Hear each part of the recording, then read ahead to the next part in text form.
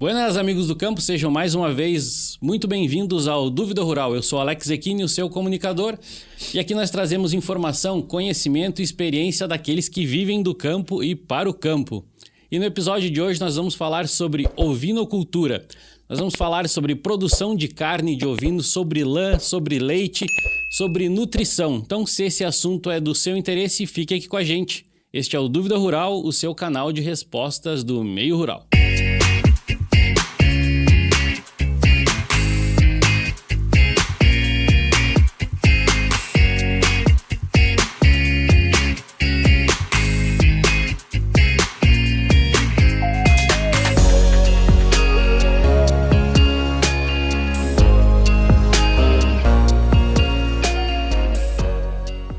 Muito bem, para conversar com a gente sobre ovinocultura, nós trouxemos hoje o professor Dimas Estrázulas de Oliveira.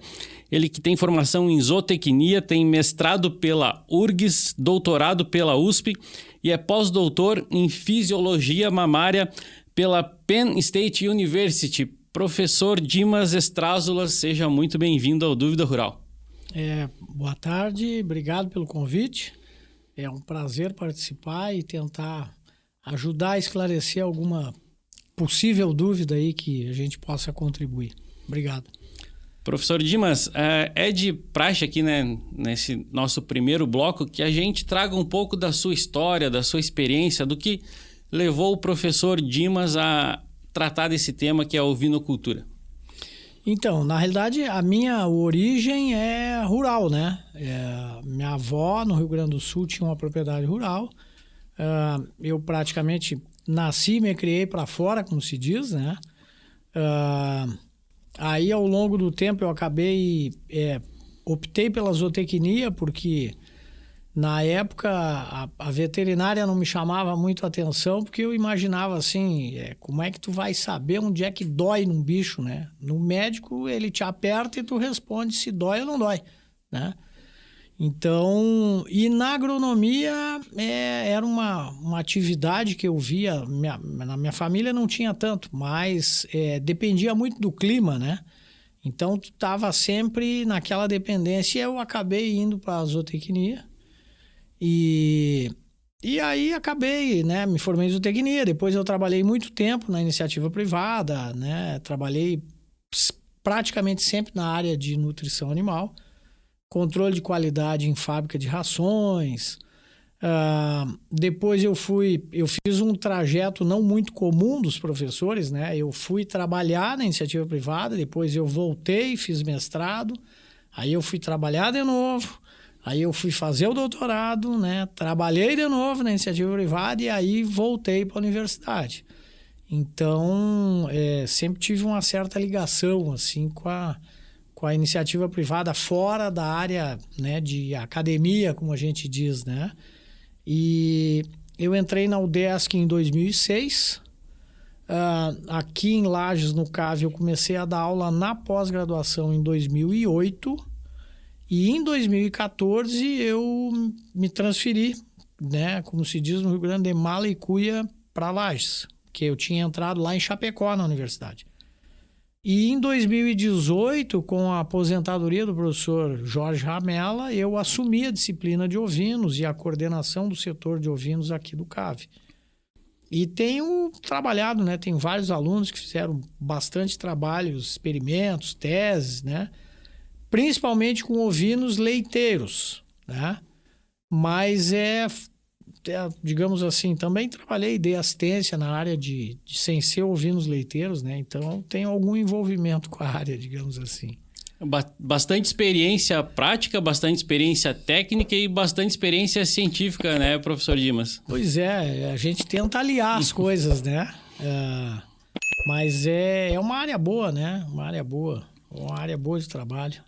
É uma área que, no seu ponto de vista, está em expansão, em ascensão. Como é que o senhor vê a ovinocultura hoje relacionada a mercado, por exemplo, né? Como é que é a visão hoje do professor em relação à ovinocultura, a abrangência da ovinocultura hoje? Olha, assim, o estado de Santa Catarina, sob o ponto de vista de produção de ovinos, tem bastante produtores e rebanhos principalmente produtores de carne, né? E tem também, é o local onde tem a maior produção de leite de ovinos, leite de ovelha, tá? É o estado de Santa Catarina. A maior propriedade, inclusive, em termos de tamanho e animais, ela fica aqui em Bom Retiro. Então dá, sei lá, 70 quilômetros daqui. A ovinocultura, na minha leitura, assim, ó, ela é uma cadeia produtiva que a gente precisa, digamos, ela tem muita coisa para ser alinhada, digamos assim, né? Porque os produtores, na realidade, muitas vezes o produtor, ele reclama, né? Por exemplo, não é remunerado o quanto deveria. Nós temos um mercado consumidor de ovinos, a gente sabe que tem mercado, né? Mas muitas vezes pelas experiências não tão agradáveis dos consumidores com a carne, isso gera, né, às vezes digamos assim, uma menor vontade de consumo, e isso obviamente impacta no mercado. A escala de produção que normalmente deveria ter para tu ofertar um produto, né, de qualidade, um animal jovem, que seja abatido num peso razoável, com uma carcaça boa, também não é muitas vezes conseguido pelos produtores, né, sempre, né? Então, eu diria que ela é uma alternativa e tem mercado para crescer. Sabe? Tem espaço. Tem espaço, tá? A ovinocultura de carne, principalmente, tá? A nossa região aqui, produção de lã, não tem praticamente, né? No estado, o estado maior produtor de lã do Brasil é o Rio Grande do Sul, né? 95% de toda a lã produzida é no Rio Grande do Sul. E a ovinocultura leiteira, essa é fortíssima, né? Aqui na no nossa estado, região. Em Santa Catarina, né? No estado. Na nossa região aqui tem, aqui pertinho, então, em Bom Retiro, ali tem a maior propriedade, né? E no oeste tem muita ovelha leiteira também, né? Então, acho que é um mercado que tem espaço. Tem espaço tanto para carne quanto para o leite. E, de repente, também para lã, né? Porque a gente vê que a questão de trabalhos artesanais também tem gerado muita demanda, né? As coisas artesanais, as coisas do campo, né? Tudo isso tem gerado uma certa demanda. Mas a gente vai falar de leite, vai falar de lã, né? Vai falar de carne também. Mas antes disso, professor, eu gostaria que o senhor mencionasse um pouco, né, a sua opinião, porque às vezes algumas más experiências, né, geram, né, essa coisa sobre a carne de ovelha. Talvez isso esteja atrelado àquela confusão que, no meu ponto de vista, talvez ocorre em relação a categorias de animais. Por exemplo, às vezes, né, se vende cordeiro por carneiro, se vende, né, quais são as categorias, né? Às vezes a pessoa confunde o borrego, né, o chibarro, né? Gostaria que o senhor colocasse para a gente essas categorias, né, e a diferença entre essas categorias, porque talvez, muitas vezes, a má experiência pode ser um decorrente desse fator, né? Gostaria que o senhor falasse um pouco para a gente sobre isso. Pode ser. O que acontece? Existe digamos assim, uma denominação, muitas vezes, errônea como um todo, né? As pessoas às vezes dizem assim, eu vou comer carne de carneiro. Bom, zootecnicamente falando, existem algumas categorias de animais. O carneiro é o macho reprodutor, né? A ovelha, ela é o animal, a fêmea adulta do rebanho. Já produzindo, já em fase de reprodução. Isso. E ela é borrega de primeira cria, animais até, digamos, 1 ano, mais ou menos, 7, 8 meses, 1 ano e pouco, digamos, que não deram a primeira cria. Depois que ela der a primeira cria, ela vira ovelha. Ela não é mais borrega. O borrego, ele tem algumas denominações e às vezes alguma classificação, mas normalmente até 1 ano de idade ele é considerado borrego, né? Cordeiro algumas vezes, né? Mas normalmente, cordeiro a gente pode classificar como um animal mais novo, né? Tipo, que daqui a pouco tu tens um animal de 12 meses aí, 18 meses, que não é mais cordeiro, né? Ele já é um borrego. Então, se tu classificar, digamos, até uns 6, 8 meses, tu até pode deixar como seria um cordeiro, digamos assim, né?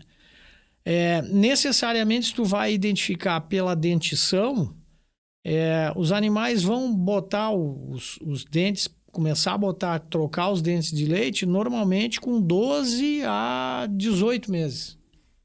Então, a ideia tu tem que ter uma separação, digamos assim, mas cordeiro seria um animal mais jovem, né, até uns 6, 8 meses. A partir daí, em tese, já daria para considerar um borrego, né? E aí tem denominações depois diferentes. Por exemplo, se os animais são castrados, aí ele vira um capão, como a gente chama, né? Capado, né? É o capão, né? É o ovino já um pouco maior, não é cordeiro, castrado, né? Animais novos, jovens, se tu vai abater, por exemplo, cordeiros até 6 meses, normalmente não tem problema de tu deixar ele inteiro, tu não castrar, tá? Animais um pouco mais velhos, a partir de 6 meses tu vai matar, depois tu vai, né, vender para o abate com uma idade um pouco maior, aí normalmente às vezes se castra os animais. Não que vá castrar lá com 6 meses, 7. É que dependendo do sistema de produção, se tu vende mais cedo, tu consegue aproveitar digamos assim, o efeito hormonal da testosterona que tem para aumentar desempenho, ganho, né? Então, acho que é mais ou menos por aí. E aí tem ovelha de descarte, né? Que é aquela fêmea que já está numa certa idade, já, digamos assim, já cumpriu com a sua função no rebanho, né? Hoje em dia, mais ou menos tu pega aí ovelhas, né, 5, 6 anos, já se consideram uma ovelha de descarte, mas isso é muito relativo, né? Se tem um animal que ela reproduz todo ano, junto com as suas contemporâneas, comendo a mesma coisa, bebendo a mesma coisa, né? Recebendo vermífugo, vacina, tudo igual, ela está cumprindo a função dela, né? Então, não quer dizer que porque tem 5 anos eu tenho que descartar, né? E é muito relativo, né, tratar dessa questão de fêmea de descarte, porque o que pode ser descarte para uma propriedade pode não ser para outra, né? Em função do melhoramento, por exemplo, né? Às vezes uma propriedade, né, priorizando o melhoramento para tal fenótipo, por exemplo, né?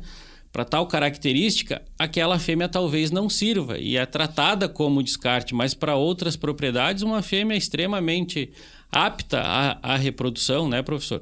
Pode ser, né? O que acontece é que muitas vezes, assim, o que a gente tem que ter em mente? Em produção de corte, né? Tá? Produção de carne, de cordeiros. A fêmea, a função dela como matriz é da cria. Ela tem que produzir um cordeiro, no mínimo, por ano, né?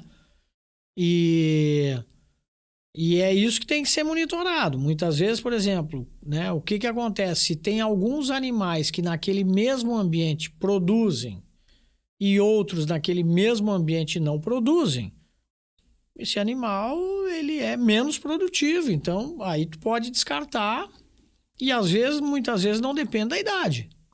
Né? É uma lógica mais não vinculada à idade do animal, né? Mas à sua eficiência produtiva, digamos assim, né? Porque se tratando de consumo, um animal não produtivo e o produtivo vai consumir praticamente a mesma coisa, né? E aí no sistema de produção, aquele que não produz tá gerando custo e não está devolvendo, né, professor? Tá só gastando. Tá só gastando. Voltando também nessa questão que eu tinha levantado, né, que um dos motivos por más experiências poderia ser, então, por conta da categoria. Outro motivo, talvez, professor, então, né, seria esse da qualidade da carne. A qualidade de carne, o sabor da carne muda, né, nos ovinos em função da idade. Eu gostaria que o senhor falasse um pouco para a gente, não só da idade, mas da questão hormonal, por exemplo, que o senhor falou ali, né, de castrar um animal antes do abate, essas questões aí, o que elas modificam em relação à carne e se o senhor considera isso talvez um dos motivos de más experiências, né, no consumo de carne de ovelha? O que acontece é assim, ó, existe alguns fatores que vão te impactar na qualidade pensando sensorial, o gosto da carne, tá? Ovinos, dependendo do tempo de vida e da dieta, e quanto mais velhos, né, mais deposição de gordura tem na carcaça. O tipo de gordura, ela se vocês lembrarem, né? Todo mundo já deixou uma forma de uma costela assada depois de feita em cima do fogão. Tu deixa meia hora ali, tá solidificada a gordura. Tenra. Né? Então, o tipo de ácido graxo que tem, muitas vezes, ele impacta nesse gosto da carne. Nessa qualidade sensorial, como o senhor falou, nessa percepção de gosto. Né? Os animais mais velhos também, porque aí tu tens um efeito hormonal que, por um lado, o animal ele é benéfico em termos de desempenho, de crescimento, mas a carne pode ficar com um pouco mais forte, digamos assim, o gosto. Nos machos, né? Tá? Então, por exemplo, carneiro, tu não vai matar um carneiro, né? Por isso que eu digo, nós vamos comer carne de carneiro. O carneiro a gente não come, né? O carneiro vai morrer velho no meio do campo aí, ninguém vai mexer com ele, digamos assim, né? Que é o reprodutor, né? Isso, lembrando que é o reprodutor, tá? Existe um outro, digamos assim, um outro detalhe que é o que muitas vezes vulgarmente a gente chama das catingas que tu tem na carcaça. Glândulas, como é que chama isso, professor? Realidade, tecnicamente, cientificamente, eu sempre ouvi falar que, bom, para carnear uma ovelha, uma boa carneada tem que tirar as catingas. Na realidade, as catingas nada mais são do que os linfonodos que as ovelhas têm, os animais têm, nós temos, né? O linfonodo é um local digamos assim, ele recebe, o nome já vem, linfonodo, então ele recebe a linfa, né, do organismo, e ali é um local de produção de anticorpos. Então, por exemplo, num animal sadio, jovem, sadio, tu não tem efeito praticamente nenhum. Tu imagina se num frigorífico tu vai mandar cordeiro ou capão ali para abate, se o animal é sadio, dificilmente eles vão tirar um por um, porque o animal tem 4, né? Na realidade, oficialmente que se tira campeiramente são os 2, né, da região do pernil, do quarto, e 2 embaixo da paleta, embaixo no sovaco, né? Mas veja, em animais em estado sanitário normal, dificilmente tu não tem. Primeiro que o linfonodo é extremamente pequeno, né? Agora, se o animal tem algum problema, esse linfonodo pode aumentar de tamanho. Traduzindo, fazendo um comparativo conosco, é a íngua que a gente tem, que tu já teve, que a maioria da piazada já teve, quando se machucava, por exemplo. Me deu uma íngua na virilha, é que provavelmente tu tivesse alguma infecção ou algum desafio, digamos, na parte inferior, nos membros inferiores, e ela vai refletir no linfonodo da virilha, que é a tal da íngua aquela. E que ela incha exatamente quando tem algum processo inflamatório. Em ovinos é a mesma coisa, né? Tá? Mas as chamadas catingas são os linfonodos, tá? Então, pode-se imaginar que eles estão mais atrelados, então, a animais de maior idade, né? E que talvez essas más experiências, então, tenham vindo de carne de animais não tão jovens, né? E por isso apresentavam essas... Pode ser, principalmente se teve algum desafio, né? Em termos sanitários, digamos assim. Inclusive no momento do abate, né? Então ele pode estar aumentado, né? E aí no fazer a carne, enfim, pode acontecer. Tá? Pode ter sido, então, essa a questão da... ou a gordura, né? Animais muito mais velhos, enfim. Então, quer dizer, na mesma coisa que se faz com bovinos, animais muito gordos, né? Embora a gente tenha poucos frigoríficos específicos para ovinos, a gente, se tem muita gordura, a gente tem que fazer o que se chama de toalete da carcaça, né? É a mesma coisa que se faz com bovinos. Por quê? Porque aquela gordura, ela é em excesso. Então, muitas vezes uma ela... limpeza, Tu tem que tirar um pouco, né? Quando está em excesso. Mas, basicamente, o que muda é a composição, né, da gordura, por exemplo. Então, tem alguns ácidos graxos que têm um gosto maior do que outros. Exato. Então, quanto mais velho o animal tiver, muitas vezes tu pode ter maior percentual desses ácidos graxos naquela gordura e que pode te dar alguma percepção diferente de sabor, né? E em relação à nutrição, professor, por exemplo, hoje se tem um apelo, no caso, né, de bovinos, muito grande em relação à carne a pasto, né, em detrimento de carne de confinamento. Né? No caso de ovinos, essa diferença de qualidade de carne ou diferença, digamos assim, de composição, ela se dá também em função da nutrição a pasto e da nutrição baseada em confinamento, por exemplo. Como é que o senhor avalia essa diferença e se realmente existe? Pode mudar, inclusive por conta dessa, digamos assim, do perfil de gordura que vai formar na carcaça dos animais. Por exemplo, se tu tiver um animal a pasto, essencialmente a pasto, muitas vezes o animal não tem aquela ingestão suficiente de energia para alcançar um desempenho X. Um teor de gordura.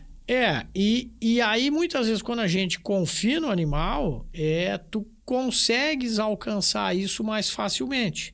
E algumas vezes tu pode ter mudança sensorial na carne, né? Porque tu altera o ganho de peso do animal. E o ganho de peso, ele não é... O peso, ele é dividido entre carne, músculo e gordura, né?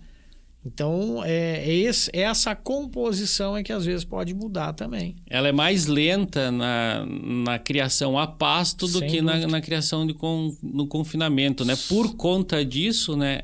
Esse ganho de peso é mais lento, a composição de gordura também é diferente. Sem dúvida, sem dúvida.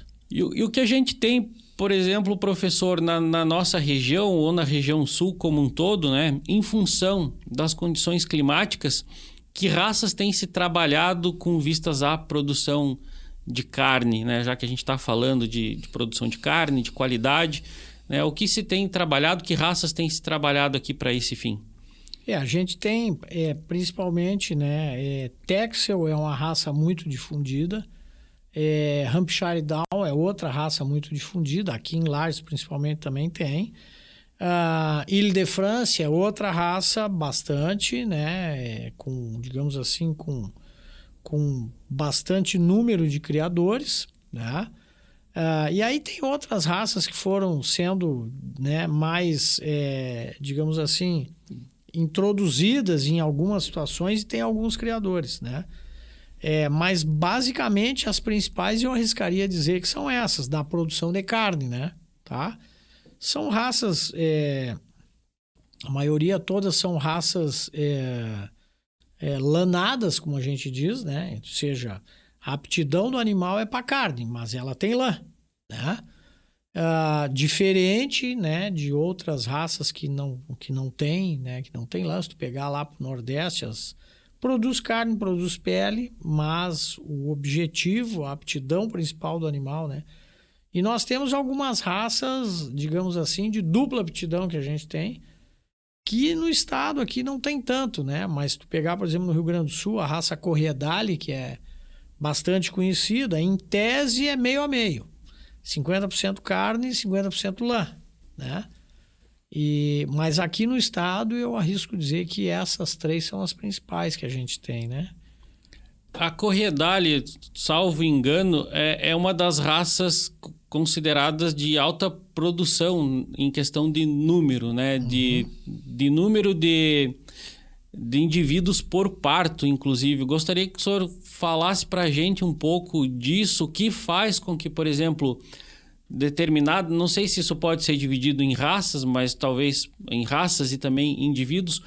O que é que determina, por exemplo, professor, que determinadas raças ou determinados indivíduos produzam mais de um cordeiro, 2, 3 cordeiros, né, por parto? Isso tem influência da nutrição, isso tem influência da raça, isso tem influência genética? Gostaria que o senhor comentasse um pouco sobre isso, porque pensando em produção é também um fator importante a ser considerado, né? Na realidade tem um efeito genético, né? Existe algumas raças que têm determinados genes que propiciam o animal a ser parto múltiplo, como a gente chama, tá? Que é mais de um. Gêmeos, trigêmeos, enfim, tá? Mas tem efeito da nutrição também, tá? Então, por exemplo, existem algumas ferramentas de manejo nutricional que a gente pode lançar mão, que te aumenta, digamos, a taxa de ovulação dos animais, consequentemente, tu tem maior chance de partos múltiplos, né? Existe uma prática chamada flushing, que a gente chama. Flushing. Que é tu aumentar a densidade de nutrientes para aquela ovelha que um pouquinho antes da estação de cobertura e durante a estação de cobertura. Então, por exemplo, tu vai... Na preparação para a monta, tu já entra com esse tipo de nutrição. Isso. E durante a estação de monta. Com esse tipo de, digamos, de ferramenta de suplementação, há um aumento do número de ovulações, né? E normalmente tu tem aumento de partos gemelares. Então, essa é uma ferramenta, digamos, nutricional que se pode lançar mão, né? Agora, claro, o que a gente tem que ter em mente? Quando a ovelha dá 3 cordeiros, por exemplo, fatalmente aquilo vai te aumentar o manejo. Cuidado. Né? Então, muitas vezes não adianta nada a gente imaginar que, eu quero que uma ovelha dê 3 cordeiros. Beleza, né? Mas eu tenho que cuidar, por exemplo, toda essa parte de manejo durante a aparição. Até um preparo pré-parto, né? Exato. Né? Sabendo que pode ser que essa ovelha venha com parto gemelar ou trigêmeo. Né? Então, aí o que se faz? Normalmente, quando a gente estabelece uma estação de monta, de cobertura, 5 meses depois é a estação de nascimento. Então, tu consegue manejar, né? Tu sabe previamente, provavelmente, quando os animais vão parir. Tu sabe previamente que tu vais ter maior manejo durante aqueles meses. Tu pode trazer os animais mais para próximo da sede da propriedade. Tu pode supervisionar melhor, né? E hoje em dia, vamos imaginar, pega o preço de um cordeiro aí né? Vamos botar, arredondar R$10 por quilo, vai? Que tá um pouco mais, tá? Vivo. Se tu venderes esse animal com 40 quilos, cada um é R$400, né, cara? Tá? Então, não é só o bicho que tu vais perder. Tu estás deixando de ter uma receita de cada um deles, nesse nosso exemplo, de R$400. Então, pensando, né, que ele pode te dar R$400, mas ele vai te dar R$400 uma vez que a tua organização de manejo, né, permita que ele chegue até o ponto de R$400, né? Exato, né? Porque o que acontece? Eu tenho que ter cuidado, esses cuidados, né, durante o pré-parto e a estação de aparição, que são extremamente importantes, né? Tá? E essa supervisão normalmente vai fazer com que eu tenha menor mortalidade de animais. Porque existem algumas formas de tu mexer na receita. A primeira é o seguinte, muitas vezes e produção animal é escala. Então, por exemplo, vamos imaginar, isso é uma planilha que eu passo para meus alunos, vamos imaginar que o gasto com um funcionário por um ano e tu tendo 100 ovelhas, mais impostos, etc., dá em torno de 23, 24 mil reais no ano. Se tu tiver 100 ovelhas, tu vais produzir, vamos botar aí uma taxa de parição aí de prenhez de 80%. Então, tu vais nascer 80. Desses 80, vamos imaginar que meio a meio. 40 machos, 40 fêmeas. Os machos, tu pode vender todos, né? As fêmeas, alguma coisa tu pode incorporar no rebanho para aumentar o teu rebanho. Se tu tiver condições, por exemplo, área. Beleza? Onde é que a gente melhora a receita? Se eu diminuir a mortalidade de animais, porque eu tenho o mesmo cuidado, o mesmo funcionário, se ele cuidar de 80 ou cuidar de 50, tu vai gastar a mesma quantidade. O custo dele vai ser o mesmo. Vai ser fixo, né?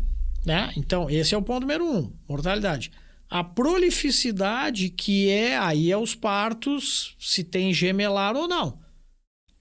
Então, às vezes eu posso ter 100 ovelhas e ter, sei lá, né, 80, mas eu posso ter mais, 80 de prenhez, mas se a metade delas der gêmeos... Já tem 120. Eu já tenho 120, então a taxa de prenhez é 120. Então, tudo isso, né, tem que ser... Como é que eu faço para reduzir mortalidade? Outra forma de aumentar a receita é o seguinte, mexer no custo, no custo e no preço de venda. O preço de venda, muitas vezes, não está ao nosso alcance discutir. O frigorífico lá vai dizer assim, não, eu te pago R$10 por quilo. Tu vai dizer, não, eu quero 15. O cara, então... Quero 15 porque o meu custo foi... então não te compro. Compro de outro. Né? Aí tu mexe no custo. Exato. Então, assim, tem várias nuances que a gente tem que estar atento de como é que se pode mexer nisso. Né? Por isso que eu digo, é uma área que tem espaço, mas não dá para ser aquela coisa lúdica, assim, que, não, é só eu vou botar, né, 15 ovelhas ali e vou... Às vezes não é assim, né? E outra coisa que eu acho que vem bem nessa questão de eficiência, que é a capacidade de fazer com que a tua produção chegue num ponto de abate mais cedo também, né? Mas veja, tudo isso envolve custo, né? Também. Por exemplo, imagina que tu tens as ovelhas pariram, tá? Os cordeiros estão mamando. Como é que tu vai fazer esse cordeiro, como é que tu pode fazer esse cordeiro aumentar o desempenho? Eu posso começar a fornecer um concentrado, que o exemplo é o creep feeding, aquele que a gente fala muito. Que também é muito usado na bovinocultura e dá uma resposta muito boa. Dá, mas veja, tu tens que cuidar depois que tu desmama os cordeiros. Porque todo aquele ganho que tu tivestes durante a fase de amamentação, tu investiu, tu botou ração, tu deu, né? Se tu não cuidares, lá depois do desmame, tu tem perda. Ele retrocede. Exato. Ou diminui o ganho que vinha tendo. E aí tu já investiu o dinheiro. Então, não tem receita de bolo, né? Não tem. Assim, o cara, eu vou... É difícil, né? E é isso que às vezes eu acho que falta, digamos assim, não sei se esclarecimento, mas... de interpretação, às vezes, né? Do produtor, dos técnicos, né? Uma avaliação mais específica em função das condições de estrutura. Exato. Né? Da capacidade, por exemplo, de fornecimento, né? Desses diversos tipos de nutrição com vistas a ganho de peso. Acho que são várias variáveis que, como o senhor falou, dependem de interpretação. Muitas, né? Uma dessas é, por exemplo, a escala. O exemplo que eu te dei com 100 ovelhas. Se tu tiver 200 ovelhas, tu já dobraste o negócio. E um funcionário que cuida de 100, cuida de 200. Se o sujeito é organizado, entendeu? Então, tu não precisa... O teu custo vai ser diluído pela metade. Custo com funcionário. Dei o exemplo só de funcionário. Tem outros custos, né? Comida, sal, vacina, vermífugo, etc. Mas o que é importante é levantar essas variáveis, né? E fazer uma análise aprofundada de quanto essas variáveis representam de custo, quanto elas podem ser investidas, né? Quanto se pode investir em cada variável, né, professor? Exatamente. Para você que está nos acompanhando neste bate-papo com o professor Dimas Estrázula, nós estamos falando sobre ovinocultura, sobre produção de carne, sobre leite, sobre lã, sobre nutrição de ovinos. Eu peço que você se inscreva no nosso canal, ative as notificações e também nos acompanhe através das nossas redes sociais. E, professor Dimas, eu lembro que uma época, na nossa propriedade, eu percebia que tinha um fator que também era determinante na produção de ovinos. Que à medida que a gente ia fornecendo uma ração, os ovinos ficavam, né, mais dóceis e vinham procurar essa ração, né, logo no final da tarde. E à medida que isso era fornecido, né, que a gente fechava os ovinos mais cedo, eu percebia que a repetição de cria era mais constante. Eu percebia um aumento na repetição de cria. Isso tem a ver com luminosidade, com fotoperíodo. Essa questão de luminosidade realmente influencia na reprodução? Como é que o senhor trabalha essa variável e se isso realmente faz sentido? Influencia. Na realidade, o teu exemplo aí, daqui a pouco nós temos duas variáveis. Uma é a comida, que é a ração, e a outra é a luminosidade. As duas influenciam. A comida, nós já te dei o exemplo anterior, né?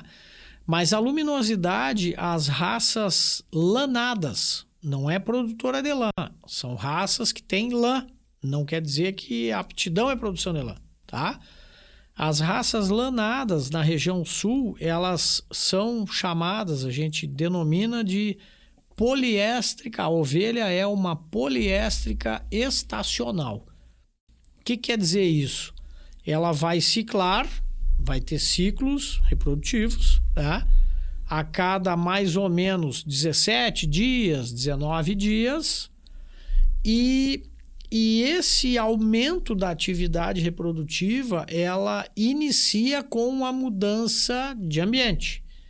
E essa mudança de ambiente, normalmente, é uma mudança de luminosidade, tá? Então, o que acontece? À medida que vai reduzindo o número de horas de luz, vai aumentando o número de horas de escuro, a ovelha sente isso visualmente, isso lá no cérebro da ovelha desencadeia uma série de eventos hormonais que no macho estimula a produção de testosterona e o macho vai começar a exibir o libido, que é andar atrás das ovelhas para identificar cio, e nas ovelhas inicia a parte, né, ovariana de ciclagem para ter o ciclo estral, demonstração de cio e etc. Tá? E a aptidão a... E está apta à reprodução. Aí aumenta a atividade reprodutiva. Tá? Então, existe esse efeito. Em raças, aqui no sul, nas raças lanadas. Se tu fores para o Nordeste, as raças deslanadas não têm fotoperíodo. Ela dá cria o ano inteiro. O ano inteiro. Mesma coisa com a vaca. Tá? Tendo comida, Então, ela não tem essa estacionalidade, digamos assim. Tá? Algumas raças sentem isso mais cedo, outras não, mas basicamente todas, não só as produtoras de carne, as produtoras de lã também, né? Então, pensando em produção, né, também é um fator a ser considerado, né? Talvez recolher as ovelhas mais cedo, tratar, né, de diminuir as horas de claro, né, nas épocas que elas estão aptas à reprodução. Pode ser um tipo de manejo favorável? Às vezes não é fácil, né, de tu implementar isso com animais a campo, né? Porque às vezes a propriedade não tem estrutura, não tem, digamos, um aprisco que tu possa aprender. Mas uma forma, digamos, mais fácil de fazer é tu determinar a época de estação de monta quando tu tem redução do número de horas de luz. Qual é o problema? É que aí para frente tu tens que fazer o cálculo quando é que vai ter o nascimento dos animais. Entendeu? Então tem a ver com o solstício, tanto de inverno quanto de verão. Quanto mais próximo do solstício de inverno, Maior atividade. maior atividade. E a aparição também vai dar perto do solstício de verão, não? 5 meses depois, né? O período de gestação de uma ovelha, em média, é 5 meses, tá? Então, vamos imaginar que tu encarneirasse essas ovelhas lá em março, né? Abril. Todo mês de abril.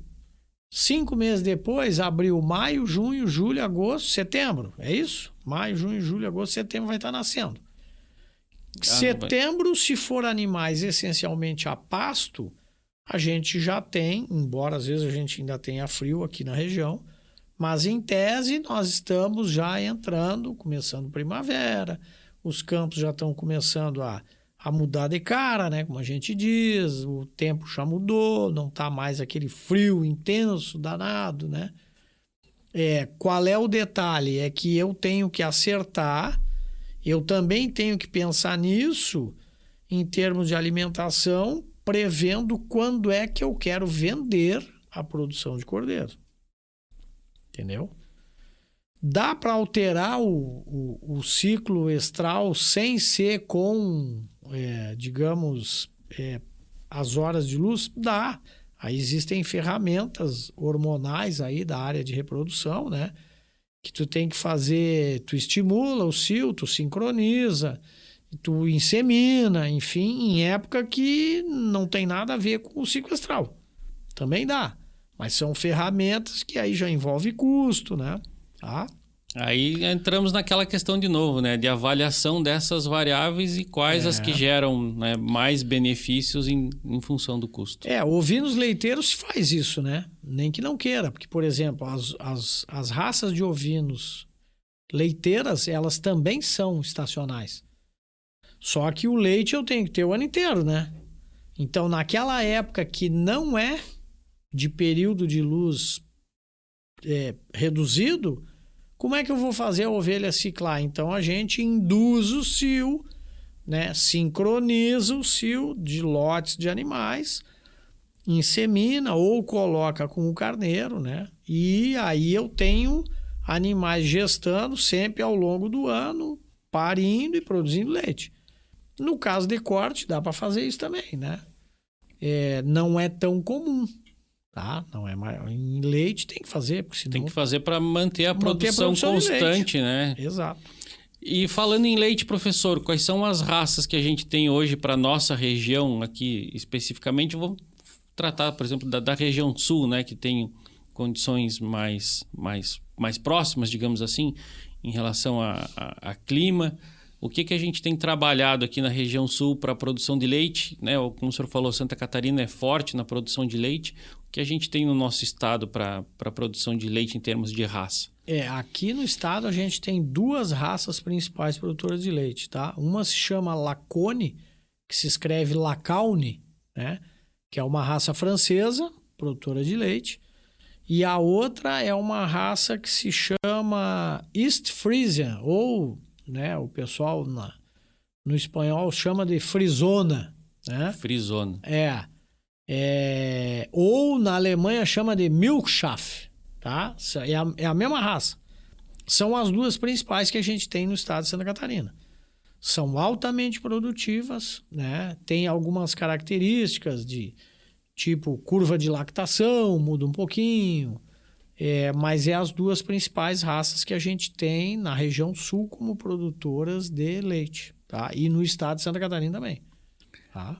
E a gente vê que talvez por conta, né, dos derivados de leite, da produção de queijo, isso também possa ser um dos fatores que leva à expansão, né, dessa produção, né, professor, pensando nessas raças produtoras de leite por conta desses produtos derivados do leite de ovelha, né?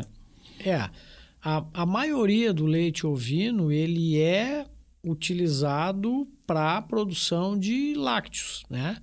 Então, queijo, iogurte, doce de leite, né? Basicamente.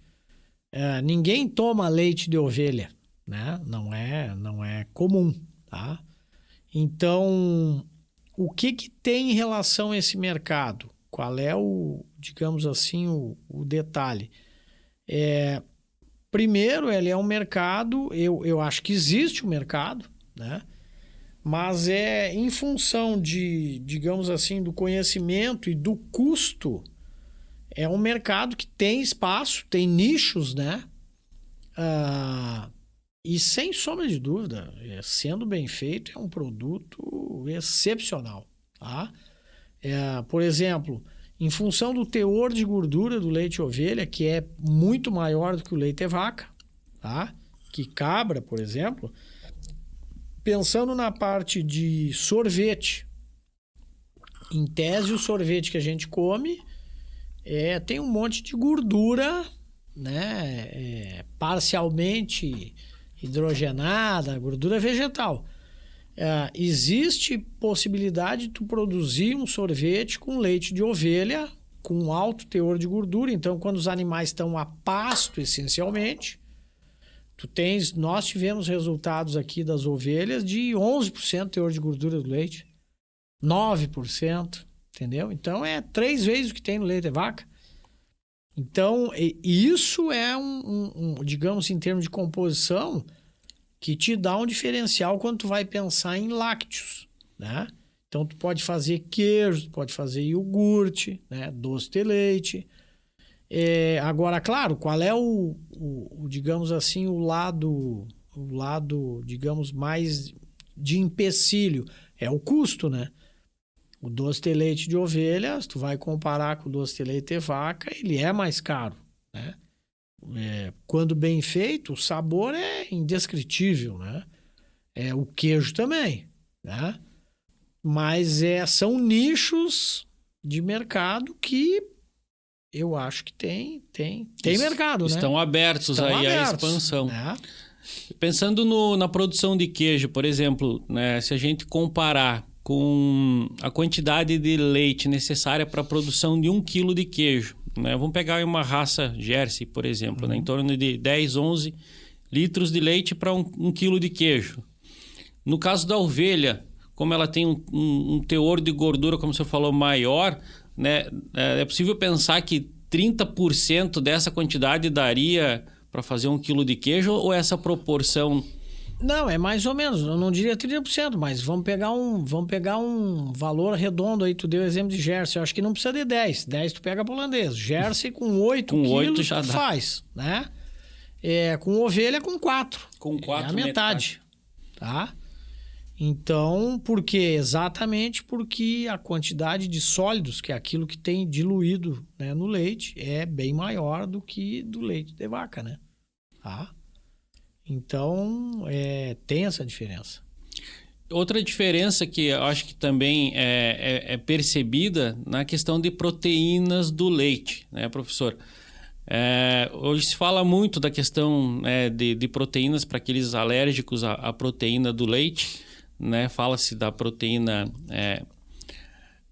A2A2. Como é que essa questão influencia particularmente no leite de ovelha e o que isso influencia em relação à qualidade, por exemplo, do leite? A proteína, né, que a gente tem hoje, a beta-caseína A1 ou A2, né? Isso, o original, o natural dos mamíferos como um todo, os terrestres que a gente conhece aí, mamífero aquático não é a minha área, é a proteína A2. A2 é a mais comum, beta-caseína A2, tá? Tu tem a beta-caseína A1, ela foi uma mutação que aconteceu em bovinos. Ovinos, caprinos, as mulheres não tem essa mutação. Não tem a presença da beta-caseína A1. A1, tá? Isso quer dizer que em ovinos a possibilidade de alergia por conta dessa proteína não existe. A princípio não tem, tá? Existem outras proteínas no leite dos animais, bovinos, ovinos, que não tem no leite humano, que daqui a pouco podem ser uma fonte de desafio o organismo de alguém entender e gerar algum tipo de alergia. Também pode, né? Existe uma proteína do leite, do soro do leite, né? Que é a beta-lactoglobulina, que a gente chama. Humanos, as mulheres não têm essa proteína no leite, tá? Outro detalhe também é o seguinte, o teor de caseína do leite humano, ele é a metade do leite bovino. Então, isso também pode gerar alguma diferença, né? Agora, essa mutação para o A1 é que hoje é muito, a gente já sabe que gera um peptídeo lá na digestão que ele é inflamatório, né? Então, agora, ovinos não tem. Gera desconforto abdominal muito parecido, né? Com desconforto de intolerância à lactose, talvez. Mas não tem nada a ver uma coisa com a outra. Não tem nada a ver uma coisa com a outra, né? Pode ser alergia à proteína, que é diferente de intolerância à lactose. Tem nada a ver com a lactose. Isso. Né? O sujeito pode não ser intolerante e ter o desconforto por alergia à proteína. Tá? Isso é importante, né? Que fique bem esclarecido. Uma coisa é alergia à proteína, outra coisa é intolerância à lactose.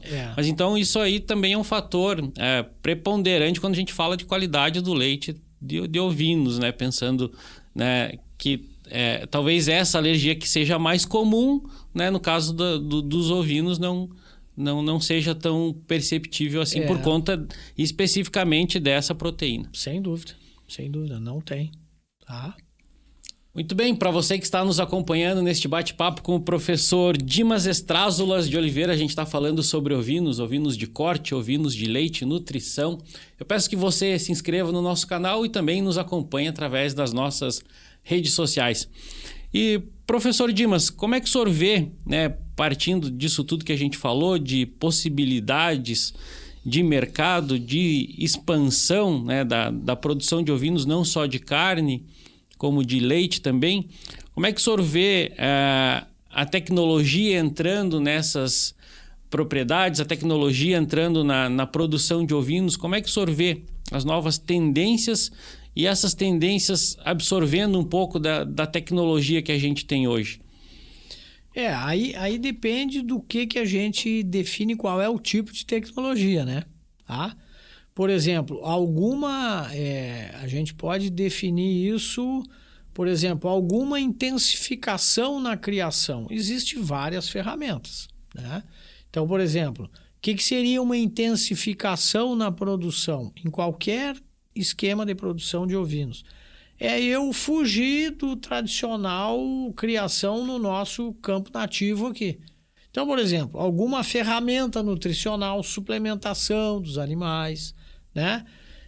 Fazer algum tipo de forragem conservada, o mais comum e na minha leitura mais fácil é fazer silagem, por exemplo, né?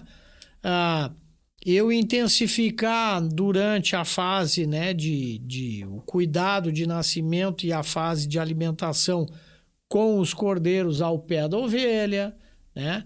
Então, claro, aí tem outras ferramentas sob o ponto de vista reprodutivo. Toda essa parte, né, de biotecnologias da reprodução. Então, eu tenho inseminação hoje por videolaparoscopia, eu tenho capacidade de indução, né, hormônios, medicamentos, né, produtos veterinários. Indução do cio, sincronização do cio. Então, tudo isso está disponível como ferramentas. Cabe ao produtor, né, identificar o que ele é possível de usar, né? Eu falo muito para os técnicos também que muitas vezes assim, principalmente para a gurizada, né? Não adianta tu chegar na propriedade do seu Zé lá e querer virar a propriedade do cara de perna para cima, porque às vezes não vai funcionar. Muitas vezes existe um pequeno insumo intelectual, como eu digo, que tu pode aplicar num primeiro momento e isso já tem um baita reflexo, né? Então, que não vá, digamos assim, impactar em gasto. É insumo intelectual. Não quer dizer que tu vai ter que gastar com aquilo. Uma mudança de época de encarneiramento, por exemplo, né? Uma mudança de, consequentemente, estação de parição, melhorar o cuidado, né, dos animais nascidos, melhorar alguma coisa durante, né, a alimentação dos animais. Tudo isso são coisas que têm uma chance grande de impactar positivamente. Agora, consigo fazer isso tudo sempre em todas as propriedades? Não, né? Depende muito de cada propriedade, tem a sua história, tem a sua, né, as suas características. O produtor tem a sua capacidade de investimento, são diferentes, né? Objetivos diferentes, Exato, né? né? Estruturas diferentes. Exato. Às vezes até uma modificação de lotação, Exato. né? Pode ser uma prática simples, mas que, né, já pode dar grande resultado, né? Exato. Outra coisa, né, importante é gerenciamento. Gerenciamento não no sentido, né, é eu saber que tipo de informação eu tenho que ter, né?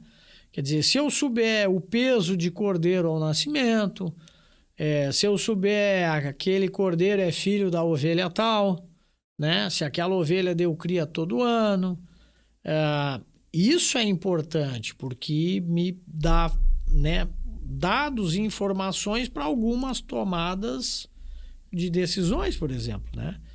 E que isso não é muito comum, né? A gente não adianta achar que é, porque a gente sabe que não é, né? E isso muitas vezes não depende de nós, né?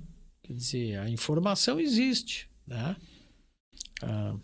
A tecnologia muitas vezes pode ser vista como papel, uma caneta e uma observação quase que diária sobre a sua produção, né, professor? Essa tecnologia de base pode funcionar muito bem, né? Tem coisas que são mudanças, digamos, fora da porteira da propriedade. Então, quer dizer, mercado, né, planejamento, eu preciso comprar tal coisa, enfim. Agora, tem mudanças que são dentro da porteira, para dentro da porteira. Que aí o mercado não tem nada a ver com isso. É o produtor que tem que tomar a decisão, né? E muitas vezes, né, a gente cai muitas vezes naquela, né, de sempre fiz assim, né, mas não avalia muito, né, não mede muita coisa, né? Então, e aí tu não tem como tomar decisão, né? Tu não tem informação. É aquela frase antiga da administração, né? O que não é medido não é gerenciado, né? Então, se não é medido, não dá para saber quanto é o meu custo, não dá para saber se aquilo que está sendo pago está sendo bem pago ou não. Exato, né? Então é mais ou menos por aí. E, professor Dimas, em relação à pesquisa, né, especificamente, né, na universidade, né, que o senhor tem comandado ali na UDESC, né, que pesquisas têm sido realizadas em relação à ovinocultura? Então, o nosso grupo, o grupo que eu coordeno, a gente tem trabalhado bastante com a parte de leite, com ovinos leiteiros, tá? No seguinte sentido, a alteração da composição do leite, ultimamente, principalmente sob o ponto de vista de alteração do teor de proteína do leite. Por quê? Porque gordura, naturalmente, é uma coisa fácil da gente mexer com a comida, tá? Então, se tu aumentar a quantidade de forragem ou a quantidade de ração, normalmente isso vai alterar a quantidade, pode alterar para mais ou para menos a quantidade de gordura do leite, o teor, tá? Já o teor de proteína do leite é muito mais difícil de tu conseguir mudar. Mas por que o teor de proteína é importante? Porque tem vários estudos mostrando que quando tu olha as espécies que têm maiores teores de proteína do leite, essa espécie ela desenvolve mais rápido que as outras. Quando a gente mede, por exemplo, no formato de o número de dias que leva para dobrar o peso que nasceu. Então, vou te dar um exemplo prático. Se tu pegar os camundongos aí, esses ratos que a gente enxerga em casa, o teor de proteína do leite de uma rata é 15%, 18%. Então o rato nasce pequenininho, cego, né? Aquela coisa toda que a gente já conhece. E em 2 dias ele dobrou o peso. Claro que isso não é linear, né? Ela tem determinados limites, mas no caso de proteína do leite, por que é importante? Tanto para nós, se esse leite vai virar um derivado lácteo. Então, por exemplo, produção de queijo nem tanto, mas produção de iogurte, produção, né, de vários, né, requeijão, por exemplo, que tem um teor de proteína um pouco mais alto do que queijo, por exemplo, né? Então, nesse sentido, nós temos trabalhado avaliando isso. Que tipo de substância a gente tem trabalhado avaliando o desempenho e a composição do leite dos animais e a parte molecular, quais são os genes envolvidos naquele negócio. Que estão sendo responsáveis pelo teor de proteína maior ou menor em determinadas espécies. Tá? Então, o nosso grupo trabalha desde determinadas fontes de gordura, por exemplo, determinados ácidos graxos específicos, a gente trabalha isso, e alguns químicos, digamos assim, que aqui o químico eu quero salientar que não é nenhum produto químico como as pessoas têm na mente que, nossa, né, é um produto que vai intoxicar e matar todo mundo. Não tem nada a ver com isso. Nós usamos alguns químicos, por exemplo, que são utilizados em medicação humana. Então, por exemplo, existem princípios ativos que são utilizados em remédios para humanos para controle da diabetes. Diabetes tipo 2, por exemplo. Mas que nos animais, eles mexem nos genes de forma diferente, que vai lá na parte de síntese de proteína do leite e pode aumentar o teor de proteína do leite daquela espécie. Sem maiores problemas. Sem causar dano nenhum. Entendeu? É apenas uma questão química, mas no organismo do animal que é diferente, né? Exato, entendeu? Então, o nosso grupo tem trabalhado bastante com isso. Nós temos também na parte de ovinos, né? Nós fizemos alguns trabalhos medindo o crescimento de cordeiras que recebem lipídios, alguns tipos de gordura, alguns tipos de ácidos graxos específicos. Então, o desenvolvimento da glândula mamária, né? Como é que cresce a glândula mamária da ovelha, desde cordeira, borrega e até virar ovelha, né? Por quê? Porque a gente sabe que dependendo da quantidade de gordura que deposita na glândula mamária, o tecido que é secretor de leite, ele pode ser menor. Se tiver... Isso vale para a vaca também. Isso é um dos fatores ocasionantes da mastite, por exemplo? Não, tem nada a ver. Tem nada a ver, tá? O que a mastite é a saúde de glândula mamária, tá? Mas o que acontece? Se eu tiver uma dieta com maior quantidade de energia na dieta, que vai aumentar muito a quantidade de gordura na glândula mamária da ovelha, da vaca, o tecido secretor vai ser proporcionalmente menor. E aquela ovelha ou aquela vaca vai produzir menos leite até o fim da vida. Entendeu? Então, essas são algumas outras áreas que a gente tem desenvolvido não só com ovinos, né? Tá? É um fator decisivo na quantidade produzida, então. Porque tu vai mexer... A glândula mamária tem 2 tecidos principais, tá? Tanto faz ser de bovino, ovino, de porca, de cachorra, lactante, qualquer bicho. Que é o tecido secretor de leite e o tecido adiposo. O tecido secretor, ele cresce para dentro desse tecido adiposo. Então, tu tem digamos assim, uma almofada de gordura e o tecido secretor se cria para dentro. Se desenvolve para dentro. O problema é que se tiver muita gordura, a quantidade de tecido secretor é menor. E isso não vai mudar até o fim da vida daquele animal. É como se ele determinasse o volume máximo daquele úbere. Não é o volume, mas a proporção entre os tecidos. Entendeu? E aí, se tu tem menos tecido secretor, tu tem menos leite. Não, e isso não muda depois do animal acontecer isso. Então, por exemplo, vou deixar... A ovelha tem muita gordura no úbaro e tal, vou deixar ela passar fome para emagrecer. Não vai mudar. Ela vai perder gordura de qualquer outro lugar, menos da glândula mamária. Isso vale para vaca também. Entendeu? Então, essa é outra área que a gente tem trabalhado. E aí tem uma outra área que eu comecei nos últimos tempos, que é a parte de lipídios em plantas, né? Como é que, principalmente no azevém, né? Como é que o azevém responde a um local mais frio e menos frio, sob o ponto de vista de gordura, de lipídios que a planta tem, tá? Que aí já não está muito mais relacionado à área de ovinos, mas é importante porque a gente tem diferentes, né? Tu pega em Santa Catarina, tu tens microclimas diferentes. Então, se tu comparar Lages com... Urupema, por exemplo. Também, mas Lages com São Miguel do Oeste, né? A diferença na mesma época no inverno é 10 graus, aqui é mais frio do que lá. E como é que as plantas reagem? Né? Essa é uma das investigações, né? Então, e aí, claro, depois tu pode pensar que vai ter um animal que vai comer aquela planta, etc. Aí é outro cenário, né? Aí os aprofundamentos vão acontecendo. Vão aumentando.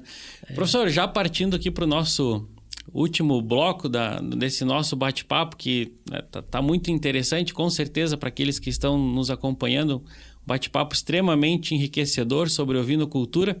Gostaria que o senhor deixasse para a gente aí a sua mensagem para aqueles que já criam ovinos ou para aqueles que estão pensando em criar ovinos, seja essa intenção de criação para carne ou para leite. Gostaria que o senhor deixasse para a gente aí uma mensagem baseada na sua experiência, na sua vivência, né, no seu conhecimento sobre aqueles que estão ligados também à ovinocultura. Eu acho todo o sistema de produção ele tem, digamos assim, locais dentro dele que são importantes de serem bem controlados, né? Tá? A ovinocultura, então, tem vários pontos dentro, né? Tem coisas que nós, como produtores, né? No meu caso, eu sou produtor, mas eu ajudando o produtor, tem coisas que não somos nós que determinamos. Por exemplo, o preço, né? Muito, muito poucas vezes se consegue negociar preço, né? O frigorífico te diz, não, eu te pago 8, e tu diz, não, quero 11. Essa diferença por quilo, bota aí em 100 cordeiro, é um monte de dinheiro. Então, às vezes, a gente não consegue negociar. O que nós temos que ter em mente? O produtor tem que tentar ser o mais criterioso possível naquilo que está de dentro da porteira para dentro da propriedade. Que é tudo isso que a gente conversou, né? Então, daqui a pouco, se eu tiver... eu tenho 20% de mortalidade dos cordeiros. Isso é um absurdo. É uma coisa da porteira para dentro, porteira né? para dentro. O mercado não adianta aumentar o preço porque não vai reduzir os bichos que estão morrendo na tua propriedade. Então, esse tipo de, digamos assim, de discernimento que eu acho que o produtor pode melhorar, né? Não é crítica a ninguém, né? Não é e é ao mesmo tempo para uma reflexão. É uma provocação. Então, a gente tem que saber, tu tem que refletir, fazer uma reflexão e ver onde é que eu posso mudar, né?